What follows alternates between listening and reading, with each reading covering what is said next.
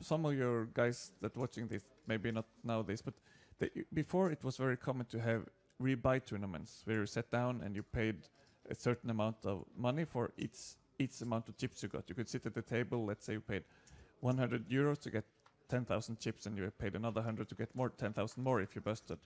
But now that concept has been sort of rarer and rarer, and now it's re-entry tournaments, and very often you have it that you can take it in different days. So some places have unlimited re-entries, where if you bust out, you can buy in again, and you can do this until a certain level every day. And some has a fixed number of re-entries, typically one per day or one more than the first buy-in. So it's called single re-entry tournaments. Patrick Lipsic raising it up here with Jack 7 suited. He's on the cutoff, but he's going to run into a pretty strong hand behind him. That's Thomas Wickstrom, who we saw double up before the break. He's just going to make the call here with pocket nines. Yes, slightly conservative way to play this hand, given his stack size. It is quite conservative with his stack. I wouldn't mind seeing a push here, and his hand is with his stack is good enough to push all in. I think. Yeah, I think pocket nines, six-handed, 12 bigs, late position open. Yes, I think that's got a recipe for a shove. But I mean, these players are playing for a lot of money, and I'm in the commentary booth, so can't see now his nines become very difficult to play in this situation because. I mean, you don't want to give them up on the flop, but you kind of don't want to proceed either. No,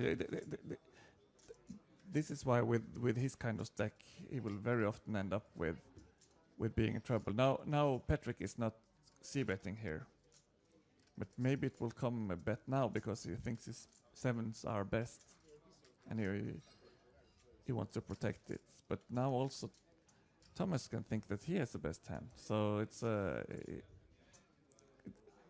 it will be interesting to see what will happen here. Yeah, Thomas going to count out a bet here. He's going to probably going to get looked up on at least one street. I mean, imagine this. Yeah, the 7 is by far the most interesting card that could come out. And oh, wow, it looks like we're seeing a raise here. Really kind of nice, perceptive play here from Patrick Lipsic. Yes, he's got the big stack, and he's picked up that Thomas hasn't got a particularly strong hand here. His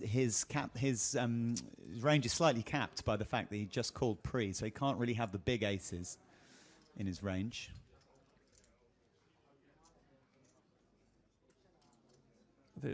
This is as you say, it's an interesting race from Patrick here. It's an interesting hand selection with a hand that has good showdown value.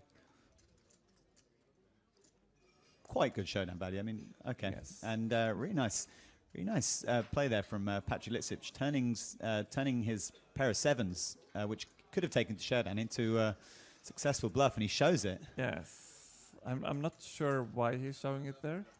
If he has a plan with showing it or not, it's I shouldn't say I shouldn't criticize it at least because I show way too many hands when I play, but I think